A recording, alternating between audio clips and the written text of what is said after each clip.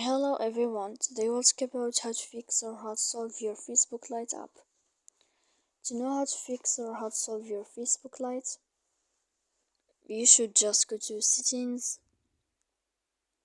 Here we click apps, default apps, app settings.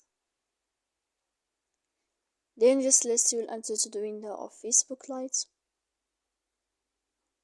Here in this page of app info, you click on first stop and you click OK. Then we'll enter to the window of storage. Here we click clear cache.